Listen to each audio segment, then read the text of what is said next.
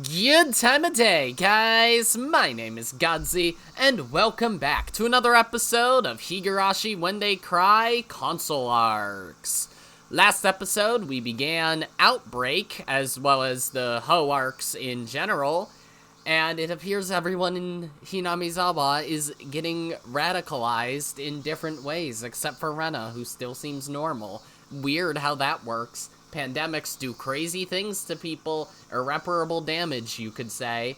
But yeah, speaking of pandemics, sorry for having not posted over the past few days. I had thought that I was all better, but my throat was still pretty funky, and I didn't feel like I was capable of recording until I realistically probably could have yesterday, but I wanted to give it another day, so today, yay. Fairly sure my throat is fine. My voice might still sound a little weird because, haven't used it very much recently. So, yeah. Anyways, it's time to read, or I guess I should also say, since I said speaking of pandemics, there is a very high chance that, ironically, what I had was COVID. Wouldn't that be fucking funny? Chances are it exactly was, because I got sick, 2 days after Thanksgiving, and my grandparents were there and they tested positive. So, yeah, chances are I got that, and my mom was sick as well as my dad and my brother and his fiance, so, yeah, fun. But I'm all better. At least 98% of the way. I don't know. Still feeling a little off, but to be fair, it's because I haven't done much for the past, 2 weeks, so. Yeah, remember how this was supposed to be a 4-day break until after Thanksgiving? Lol. Anyways, let's read. Without school, I had completely lost my sense for what day it was. So the television programming was all that barely maintained my sense of daily life. For the first few days, the television only covered what they dubbed the Hinamizawa virus outbreak and the resulting quarantine. The lying media. Once the 10th day had passed, the news only mentioned it when something special was happening. As far as the public was concerned, some minister or another hadn't cut his golf game short when the Hinamizawa crisis happened or something. Fitting. The politicians don't care about us. I'm gonna continue voting for the ones that care about us least. So they quibbled over that, which led to queries into his secretary's salary or something. All completely pointless stuff. So long as it wasn't brought up in the news, society probably deluded themselves into believing the virus crisis was resolved, because there was none in the first place.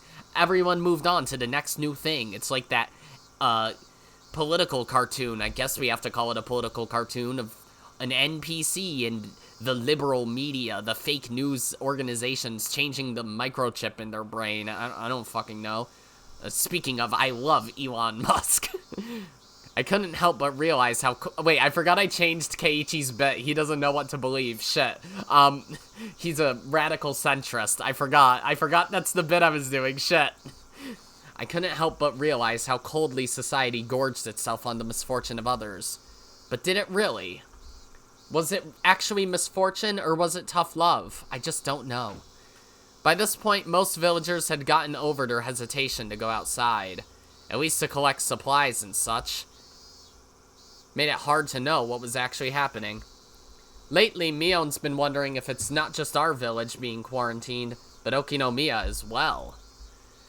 She was searching around for snipers still, and I didn't get why.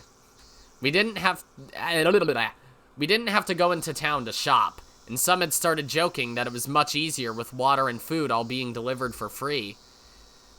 And Mion was calling them freeloaders, and saying, I still want to go to the grocery store anyways, because it's where I hang out, which is what I used to believe, but now I don't know what to believe.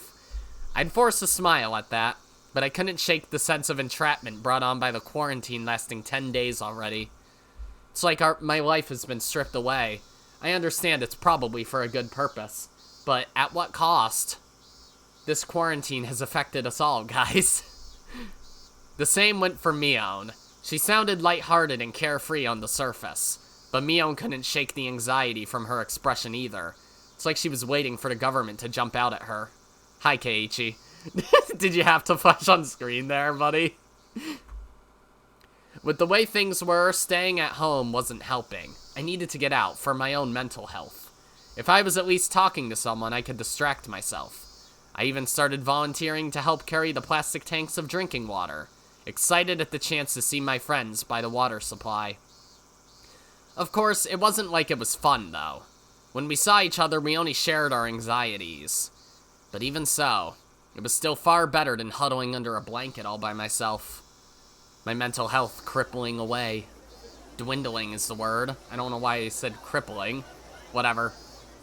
Kei-chan! You look well. Got any strange spots? What? Mi-chan, that's not funny. Mion! And Rena, too! Thank goodness. The phones are still out as usual, wonder why. So, seeing you here is a relief. Yeah. Lately I've been wishing they'd reopen the school, but I understand it's for a good reason that they don't. If the school were to reopen, then we could all think back on our peaceful everyday lives, and do our best to pretend everything was fine. Though, there's a chance everything is fine. I'd be willing to go back to that life just for the sake of my mental health. But, I guess not. If I recall, Chie-sensei lives in Okinomiya, so they can't reopen the school if she can't get there because of the quarantine. Who the fuck is saying this? This is why I don't like this mode. I need to know who the fuck is speaking, and I can't, like, scroll back and it'll show it. Jesus. Not like I can check with voices either. Whatever. I'll just assume it's Keiichi. Well, it's not so bad. Since school's closed over this unprecedented disaster, we should take this is probably Mion, actually. We should take the chance to enjoy living free like this, before the snipers get us. Yeah, it was Mion. Mion's personality was truly valuable in times like this. She could get the conversation going easily, and make it as light as our usual everyday chatter. But in the end, she brought the conversation back to our worries about our current situation. She just couldn't stop talking about those snipers. Oh, right. Rena, Kei-chan, don't get upset, but listen. This is just between us, okay? Mion drew us both behind cover and lowered her voice to a whisper. What? What is it, Mi-chan? Have you learned something new? The SDF gave us a good enough explanation when the quarantine first started, but lately they haven't made any more announcements about the ongoing situation. That meant we were left with nothing but rumors and word of mouth, but since we were further isolated based on how we were divided under the council, the villagers had limited interaction with each other, and even those rumors weren't able to get around well enough. Fortunately enough, our village had a decent amount of amateur radio fans, so they were using their radios to contact each other. Mion was one of the people using her radio to check how the other quarantined areas were doing, trying to get a grasp of the full state of Hinamizawa. Well, our phone lines still haven't recovered, so the radios are really crucial in times like these. So, did you learn anything? I saw one of the snipers. Bullshit! Are you high again? Yes. I'm actually reading, by the way. She actually said yes. That's not a response to my ad-lib, but whatever. Well, sounds like it's true that Rika-chan's been taken into custody, and no one knows what's going on with her. She took a brief pause after that. I just hope they didn't assassinate her.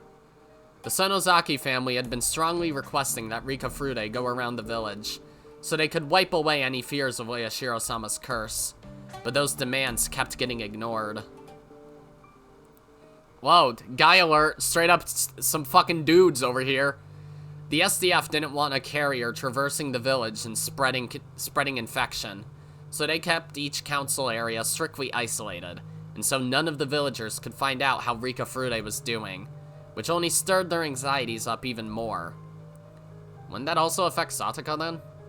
If anything were to happen to her, the reincarnation of Oyashiro-sama, then that could only mean one thing. The end of the village is passed down in legend. That fear had finally reached its logical conclusion. If they couldn't get information on Rika Furude, then something had happened to her, and the SDF was trying to cover it up. That fear had made its way into rumor. Everyone denied those rumors, of course, but the only way to get rid of them was for the villagers to see Rika Furude safe and sound. That wasn't happening, though. So the villagers' collective anxiety was only growing stronger. Everyone coming up with their own conspiracy theories, except for Rena, and Keiichi doesn't know what to believe. What do you mean no one knows how Rika-chan's doing? Are you saying Rika-chan got hit by the virus? Shh! I'm saying she got hit by the snipers! You're being too loud! And I don't know if it was the virus. But either way, she was taken into custody by the disease control squad. She hasn't been seen since. No one knows if she's safe. In fact, she probably isn't. Several different people witnessed her being taken away, so that's certain at least. When did that happen? The day of the quarantine. And Satoko-chan? She lives with Rika-chan, so... well... If Rika-chan fell victim to the virus, then as her housemate, Satoko would have... I don't have any info on that. Figures. The elders of the village may care about Rika-chan, but they've never wanted anything to do with Satoko. Do you think Satoko-chan was taken into custody too? Doesn't sound like it. Though I think it's just basic disease control to suspect infection in anyone living with an infected person. Or so they'd say. From what I'm hearing on the radio, only Rika-chan was taken in. Satoko wasn't, apparently. Also, this part sounds kind of strange, but... strange? Yeah. So, you know how Satoko's parents were in favor of the dam being built, right? And how afterward they died in an accident due to Oyashiro-sama's curse? You're talking about the rumor that Satoko-chan and the Hojo family are cursed and hated by Oyashiro-sama? Yeah. There's always been a horrible group of people that said living with a cursed person like Satoko would cause her taint to pass on to the holy reincarnation, Rika-chan. And now those people are starting to say that this is Oyashiro-sama's curse, that Satoko's to blame. What? That's stupid as hell! Those jerks will blame Satoko at the drop of a hat! Of course it's nonsense. The people in the other areas are starting to say that they might be able to quell Oyashiro-sama's anger by binding up Satoko and sinking her into the swamp. And they're talking like they believe it, too. No way! Are we savages now? I thought we were civilized! It's only been a week since our daily routines were broken, and now we're already talking about drowning people in swamps? Rena's indignation was justified, but thinking back on it, Hinamizawa was possessed by such strange beliefs long before this whole virus commotion. Hinamizawa had never shown any proof it was a civilized land. Wow. That's a fucking line, ain't it?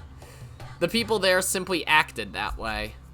But once you tore away the facade, they quickly revealed themselves as adherents to some truly bizarre delusions. Stuff about snipers and the pandemic being real, and, I don't know, QAnon. Judging from your expression, Mion, you're not going to tell us this was some joke all along, right? Mion's silence and downcast stare affirmed it was true. Of course, I've told them they need to calm down over the radio, but they're not listening to me at all. Shit! If Rika-chan's been taken into custody, that means Satoko is currently living in that storage hut all by herself? She's in danger if they try to pull anything, isn't she? Well, I mean, maybe.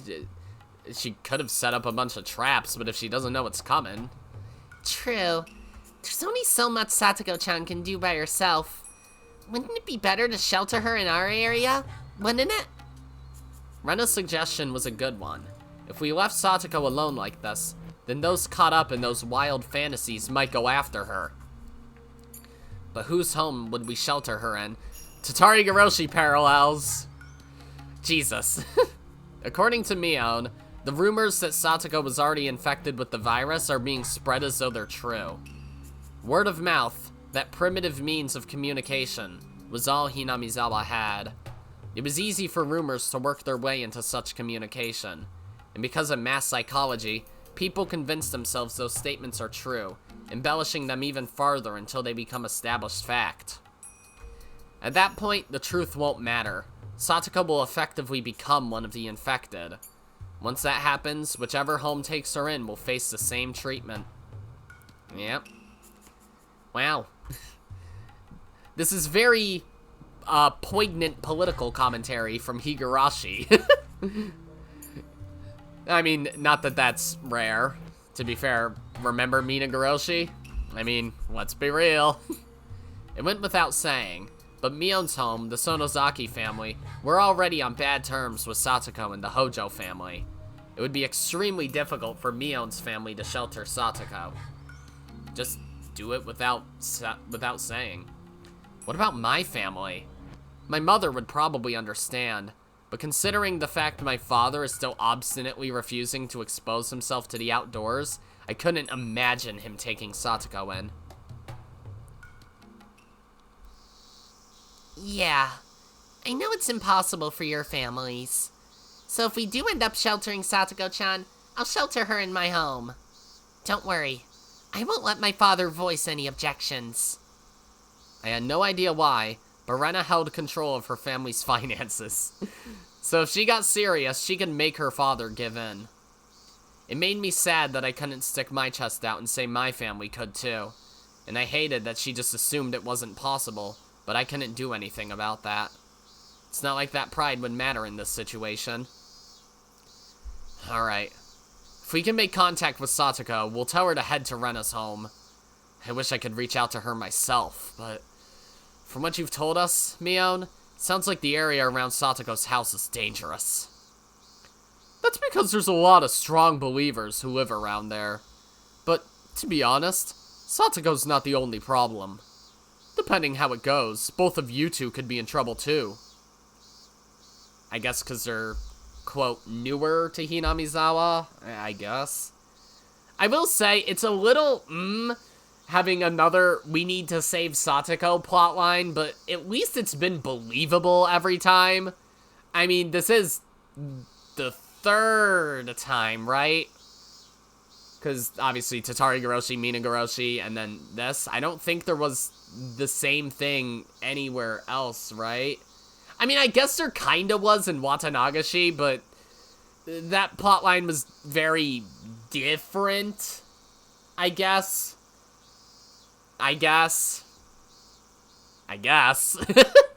Right? I guess. I mean, it's still technically that. It's still, we need to save Satoko and also Rika. That's really the only difference with that one, but I don't know. It's been believable every time, especially since that one was kind of a, sorry for the cursed comparison, an Among Us situation. Since Shion was there and she knows what happened, but she was still pretending to help, I guess. Mion's eyes grew even sharper, looking back and forth between me and Rena. Even though she was worried about Satoko, the chill in her gaze was enough to shred the naive thought that at least we would be safe. I'm guessing this is Mion again? I mentioned this the other day, right? The snipers? Shut up! I don't know what to believe, but come on, I feel like that's gotta just be a conspiracy theory, right? No, I saw them. I really did. Mion, this pandemic's getting to your head. Right? Or, I guess, epidemic. It'd be, or endemic, right? It would just be an endemic. Fucking English. Fucking vocabulary. Creative writing degree, and for what? Me to fuck up words? Jesus Christ, this language is stupid. Anyways, the rumors that this virus might be indigenous to Hinamizawa. Those rumors are starting to gain a lot of traction. Some are even saying every villager's probably been infected for hundreds of years. But that's just crazy! If that were true, then people would have been dying every day way back when. Well, they were. From the snipers. Well, I don't know why this song has a fucking tinnitus ring in it, but we'll just ignore it. Well, the ones insisting on that argument have an interesting idea. They're saying that the virus remains stable in I hate it. I hate the fucking tinnitus ring. Get out of here. They're saying that the virus remains stable and harmless so long as you stay in the village. So yeah, it's meant to be Hinamizawa syndrome, obviously. I mean, I think that was pretty blatant from the get-go, but, you know. They go even further, arguing that the families who have lived in this village for many, many years are all born with an immunity that keeps them safe. Natural immunity! Literally? Yeah, that's just a bullshit conspiracy theory. I'm not sure I believe it either. I don't get it. So what? Are you telling me they're saying that people like Rena and I who moved here from outside are a risk because we don't have that immunity? That's exactly it. They're saying our harmony of whatever with the virus is collapsing because of the people moving into Hinamizawa, and, that's making the virus go crazy in everyone. Nah. So that's literally... I'm taking off my fucking headphones. I can't deal with the tinnitus ring. So they're it's a xenophobia, allegory in this case. Not like this game isn't fucking full of them, but yeah. I'm shocked with how campy this is. It is retreaded themes, admittedly, but it's working still. I think it lands. You're not telling us you believe such an outrageous idea too, are you, Michan? Of course not! There's no way I'd fall for anything that sounds that crazy. But for some reason, everyone else believes it. I don't get it at all. I mean, the more reasonable example is, you know, the snipers. Normally, no one would ever believe such stupid nonsense. But I mean, I guess it's not as unreasonable as the snipers, since they're real. But these past few days, those weird ideas and rumors are being passed around like they're just common sense. The funny thing is, the xenophobia allegory is almost right. No, actually that's kind of weird then. Because that is basically how it functions, right? That's the reason, at least with Rena and Ibaraki, that's what it was. There's nothing with Keiichi, because he hadn't been here yet. And that's kind of it, right? So, yeah, they're almost right. But when you're in the village, it's like a reverse of it. It's like a reverse of it. It's like the virus makes you more xenophobic. It's not even... Does Hinamizawa syndrome count as a virus? I mean, if you can inject it into people, then yeah, right? It is, then. Yeah, it is. Okay. I've been listening on the radio since the very first day. But lately, the villagers are believing weirder and weirder stuff. I mean, you guys don't even believe in the snipers. I don't know if it's mental stress or trauma or whatever, but calling it that is optimistic at this point. I guess I can believe them then. I mean, my mental health's getting affected too. These lies and rumors are running rampant, but no one is doing anything to stop them. If anyone tries, they can be treated as one of the infected too. It's getting really awful around here. Something's not right with people, so watch yourselves. Before you know it, they could join the snipers. Rena and I were both left speechless by Mion's desperation. It was clearly a good thing that we weren't able to listen to what she's picked up over the radio. Is the tinnitus gone? Yeah. Nope, it's the same song. Nope. Thrust into these abnormal circumstances, their frustration had reached its peak. And that, along with anxieties and fears founded on faith, were producing new rumors one after another. And it was steadily approaching the point where someone would have to be sacrificed in order to clear those rumors away. Judging from Mion's expression, we were already approaching that critical moment. That was the moment I first realized it. That there was clear hostility in the looks the villagers gave us as we talked to each other. Oh, you're not used to people in your village looking at you like you're an abomination? Can't relate. Apparently it wasn't just my imagination either.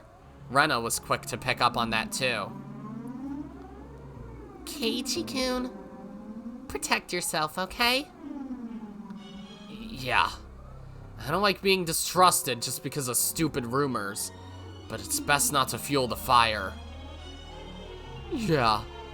Rena, Kei-chan, you two should avoid going outside unless you have to. Also, make sure you don't go out alone. And seal your home up tight. Yeah, now we're doing a queer phobia allegory. Ironic. If anyone says anything inconsiderate, don't provoke them, no matter how frustrating. Got it? Literally. The hostile looks I felt from time to time were too much to pretend I just imagined them. The accursed customs of a village that had avoided contact with outsiders for centuries, literally, weren't about to be brushed away by a scant few years of civilization. I guess I can make a reference to something in, not my hometown, but the neighboring town. I'm not gonna say the name of the road or the name of the road that it was, even though it's not a very uncommon road name, I'm sure. But there is a road in the neighboring town to mine that there is a road that, I already said that. Basically, I think as of, 50 years ago, it used to be called, something with, we'll just say an anti-black slur in the name. So, that's kind of fucked up. Oh, hey, Nate. I thought I turned off those fucking notifications. I need to do it again, I guess. Shit. Either way, yeah, it's kind of fucky. They renamed it to something more, not bad. Something so fucking bland that it's just completely inoffensive. So, good. Yeah, road names shouldn't be fucked up. Every road should just be, you know, called West 1st Street from now on, okay? Just compass direction and number, alright? That's all it has to be, okay? Does that work? But yeah, that road literally used to be called that, I guess because there was a black family or two on it, which... fucking lovely. I don't know if there still is because I don't know everyone on that road. Hell, I don't know anyone on that road. But yeah, really bad. So lovely. Very, very lovely. Leave it to rural New York to be racist. I don't know exactly when they changed it, but I think it was at least as of the 1970s that it was still called that. So yeah. Fucked up, truly. Anyways, Rena and I could only nod in acknowledgement of Mion's warning. The tense looks clear on our faces. Okay, chapter split, so the tinnitus song is going away. Put on my headphones. Okay, we're good. Alright. No more tinnitus, please. Dear Diary. Never mind. I don't think this is any of them. Showa 58 HQ, General Affairs Division, Section 1, E34, July 7th, 1983. Director of Disaster Relief, Hinamizawa Region. Evacuation orders, emergency. The Director of Disaster Relief is to evacuate the disaster relief units immediately. During evacuation, units are to follow the directions of the National Institute of Infectious Diseases. Notes. 1. Orders. The disaster relief units will follow the directions of the National Institute of Infectious Diseases and evacuate to the designated zone outside the quarantine. 2. Reason. The routine blood tests detected a positive reaction for the type Greek letter that looks like N 173 virus in 4 squad members. This proves that the disaster relief unit's current equipment is ineffective at preventing infection. Showa 58 HQ, General Affairs Division, Section 1, E35. Hold on, I have a phone call. Hello? Yeah, no, sorry, I'm busy. I can't come into work today. Yeah, no, that's fine. Have a lovely day. Fucking asshole. That wasn't real, by the way.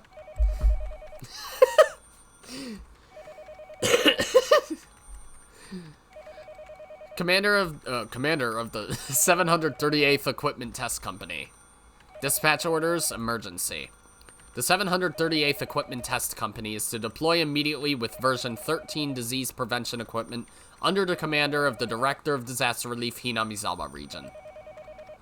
Notes. 1. Orders. As of today, the 738th Equipment Test Company will be placed under the commander of the Director of Disaster Relief Hinamizawa Region. The test company shall follow the director's orders and deploy on site immediately. 2. Mission. Peacekeeping in the quarantine zone. 3. Remarks. Discharge of firearms will be authorized under the enclosed conditions. Damn, the snipers were real! Just preemptive. July 6, 1983. Alphabet Project Board of Directors. Director of Disaster Relief, Hinamizawa Region. Regarding the, we'll just call it N, N173 virus. You know what? Actually, no, fuck it. I want to be accurate. Let me Google it on my phone. I'll just look up Greek letter that looks like N. Greek letter, not Greek yogurt. Greek letter that looks like an N. New? No, that's not... No. Why'd it go back? Hold on. It's not pi. That. Yeah, that's what it is. Hold on. I'm clicking on the image.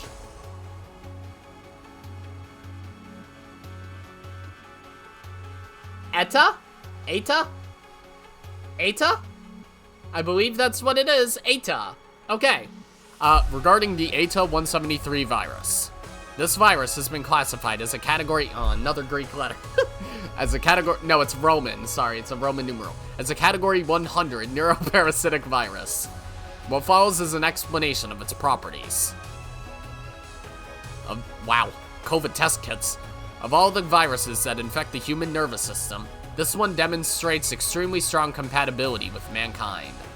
Also, due to the difficulty in identifying symptoms in the infected, its existence was not confirmed until the modern age. According to an unofficial investigation conducted by the United Nations, that's what that means, in 1948, over 99% of the human species contains this parasitic virus within their brain. What? Furthermore, it has been pointed out that it is likely this virus has been with humanity from the beginning. Everyone's got Higurashi spoilers. What the fuck? As that all suggests, this virus is extremely well integrated into the human body, and the host is unaware of the parasite. This makes the virus very similar to other microbes within the human body, such as, oh god, Escherichia coli, which is commonly known of today.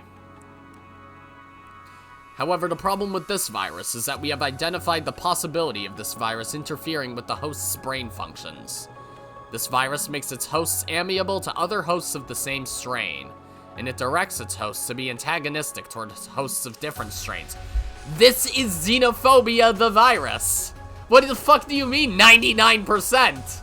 I ain't xenophobic. Are you telling me only 1% of the world isn't xenophobic? Fuck off. The UN investigation has discovered several hundred strains that can be classified under this virus. Ironically, there are several hundred countries. And another shocking fact was uncovered as well. The distribution map of these strains, oddly enough, matches up with present-day national borders and religious distributions. Ha! Oh, wait. It was as of 1948. No, that's believable, okay? That's believable.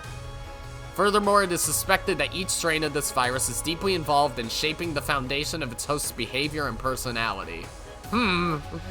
So the theory stands that the unique traits of this parasitic virus are responsible for several tendencies generally attributed to race or nationality. In other words, this virus is theorized to be indirectly responsible for all patterns within societies, personalities, and the cultures of different ethnicities and nations. So now this virus creates fucking social constructs, huh? Except those existed before 1948. Except also you were saying it was from the beginning of mankind, so never mind. The first to uncover the existence of this virus was a German doctor within the Nazi administration. Why was he a Nazi if he discovered it? Wouldn't he just be like, wait. So my fucked up beliefs are because of a virus. Does that mean I'm cured? If I understand it?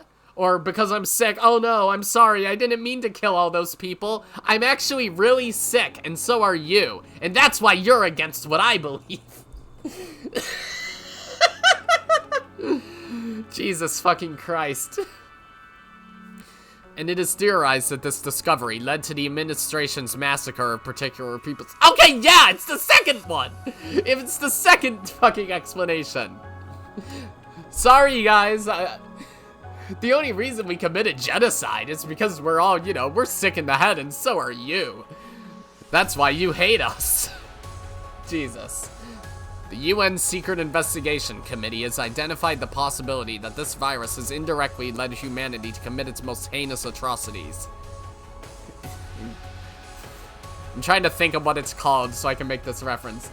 Including the most horrible, most terrible event in human history. I don't fucking know. Who cares about Danganronpa? And they called for the extermination of this virus. That call being held back by the fear that such an objective could trigger ethnic cleansing. Yeah, if you're killing 99% of people, that goes beyond ethnic cleansing. That's just fucking double Thanos.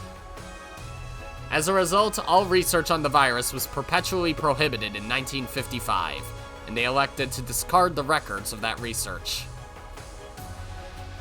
This meant humanity would perpetually embrace this parasite, and prohibit the further discovery of its existence as well. This feels like a snippet out of Caconia. I'm not even gonna lie, the music even feels Caconia-esque. Like, seriously, is this an excerpt from Phase 2 that was just dropped into the as an interlude to Outbreak? This is unreal. However, several countries continue to research the virus on their own in secret. Since there's been no exchange of information between these, the state of the research in other nations is unknown. Here in Japan, a research team was founded in secret by a group of medical schools in the late 1960s. Their research is the foundation for these current studies. So, if they're all different strains, and this is the explanation in universe, obviously, for Hinamizawa syndrome, does that mean if you were to apply this same allegory to real life, that everyone in my hometown has redacted syndrome? Because I could believe that. I feel like if you take half these motherfuckers, hell, 3/4 of these motherfuckers, and make them go even just across the state, make them spend a night in New York City, they'd probably scratch their throat out and break a few windows. I would believe that. These motherfuckers are so attached to the mediocrity of this town, it's unreal. America has caught wind that this virus is the cause of the most recent incident, and they will be planning to steal our research.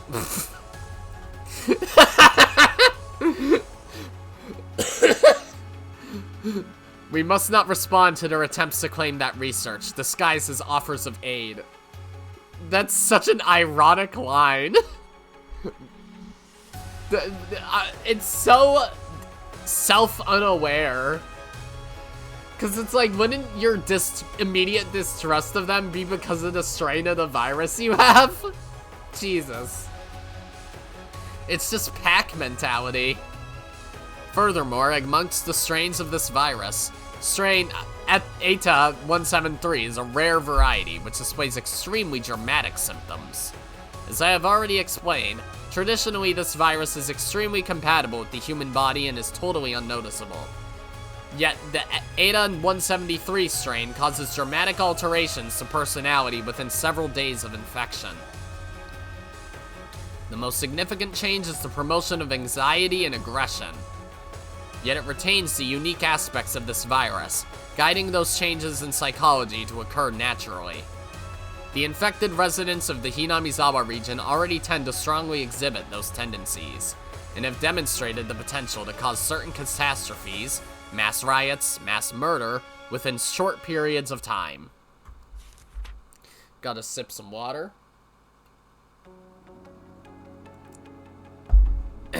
Alright.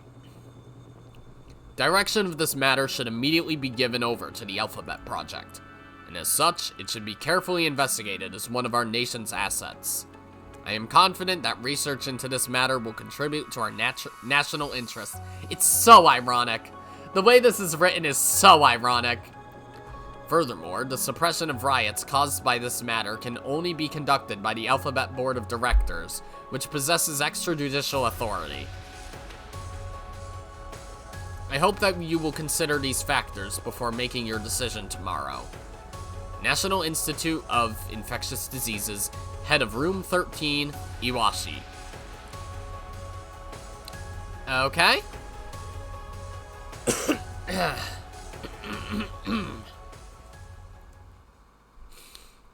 My throat still feels fine, but I feel like my voice is getting a little funky the longer I talk. Hey!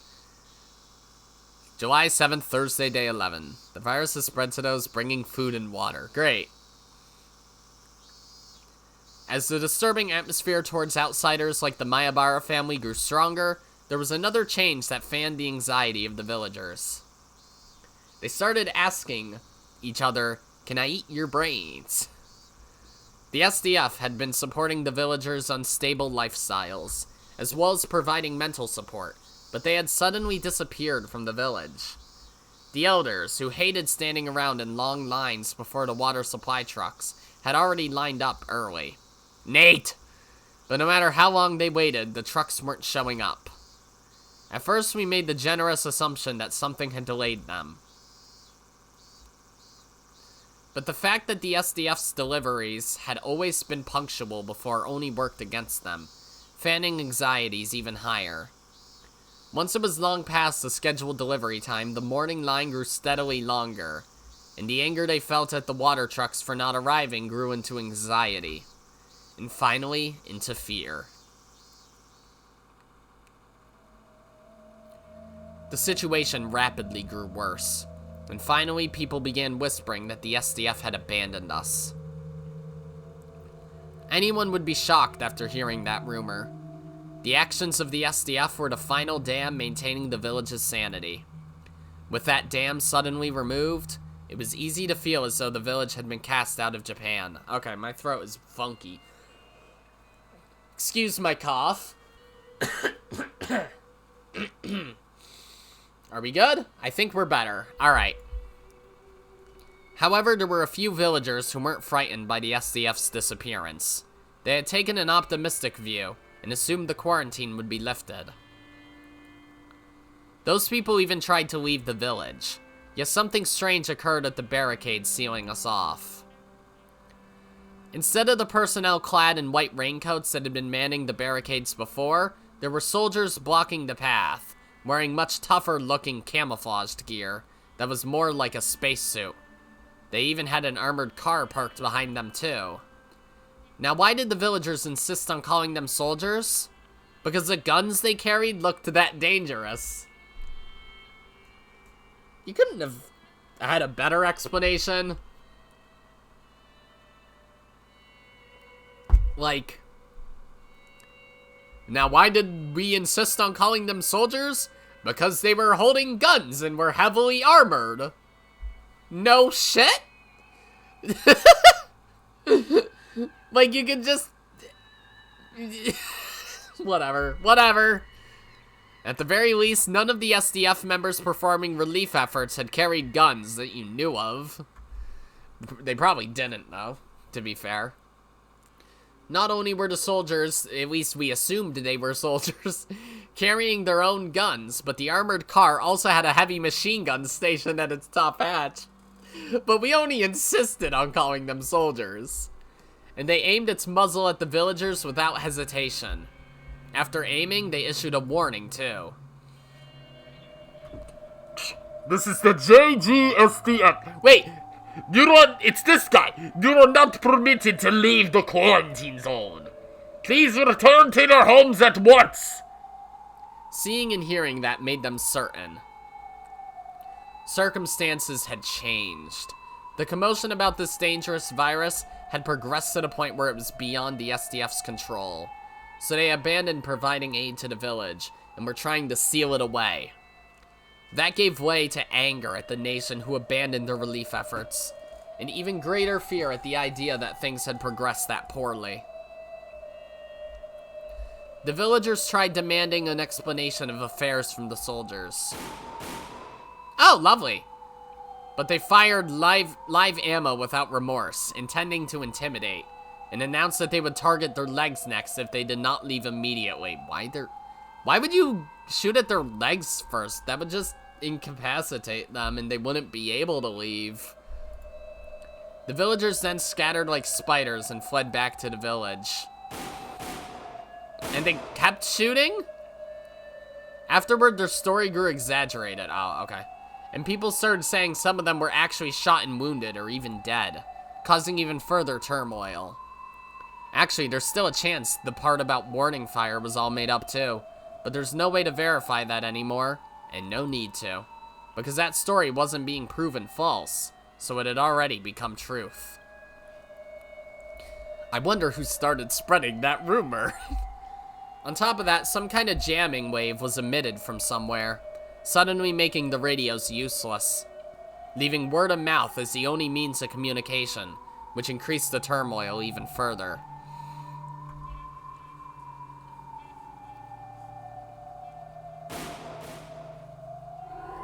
Yeah, in a town this quiet, wouldn't you be able to hear the shooting from across the town? It's fucking snowing! No! God damn it! I know it's December, but Jesus Christ, please leave me be, Jack Frost! You fucking bastard! Whatever.